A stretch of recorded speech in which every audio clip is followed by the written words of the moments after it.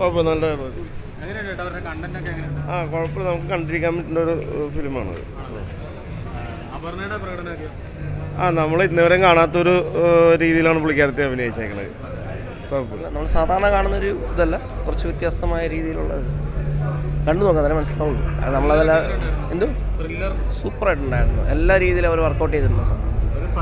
നല്ല സൂപ്പർ പടമാണ് കേട്ടോ. നല്ല ഒരു സസ്പെൻസ് നിലനിർത്തിക്കൊണ്ട് രാജ്ബി ഷെട്ടിയുടെ അപർണ ബാലമുരളിയുടെ ഒക്കെ നല്ല സൂപ്പർ പെർഫോമൻസാണ്.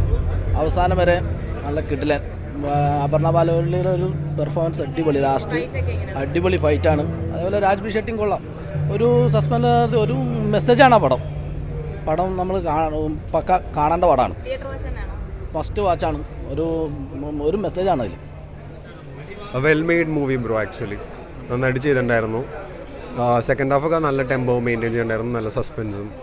ടുവേർഡ്സ് എ ക്ലൈമാക്സിൻ്റെ ഒക്കെ ഭയങ്കര രസമായിട്ട് മൂവി. സോറി, രസമുണ്ടായിരുന്നു. ആക്ച്വലി നല്ല ത്രില്ലറായിരുന്നു. I enjoyed it actually.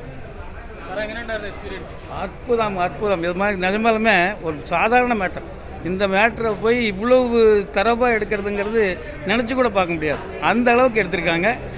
இதில் இருக்கக்கூடிய அத்தனை கேரக்டரும் அவங்களுக்கு கொடுத்த பார்த்த அற்புதமாக செஞ்சுருக்காங்க. ரொம்ப சந்தோஷமாக இருக்குது. സൈക്കോ ഫിലിമാണ്.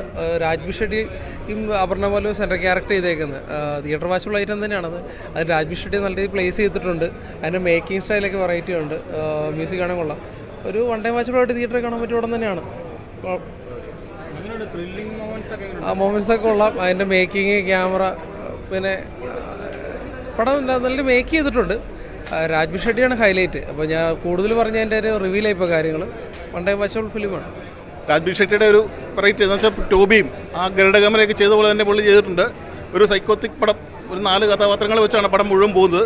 പടം കുഴപ്പമില്ല, കൊമേഴ്സ്യലായിട്ട് വിജയിക്കാനുള്ള മുടക്കൊന്നുമില്ല. അതുകൊണ്ട് എന്തായാലും സക്സസ് ആവും. എല്ലാ കണ്ടിരിക്കും, കുഴപ്പമൊന്നുമില്ല. ഇൻ്റർവെൽ വരെ നമുക്കൊരു വേറൊരു മൂഡ്, ഇൻ്റർവെൽ കഴിയുമ്പോഴാണ് അതിൻ്റെ ഒരു മൂഡിലേക്ക് പടം വരുന്നത്. രാജ്ബി ഷെട്ടി നല്ല സിനിമ. അപർണയും നന്നായിട്ടുണ്ട്. 4 കഥാപാത്രങ്ങൾ വെച്ചാണ് പടം പോകുന്നത്. കുഴപ്പമില്ല, നന്നായിട്ടുണ്ട്. കുഴപ്പമില്ല. Theatre must watch movie. Okay.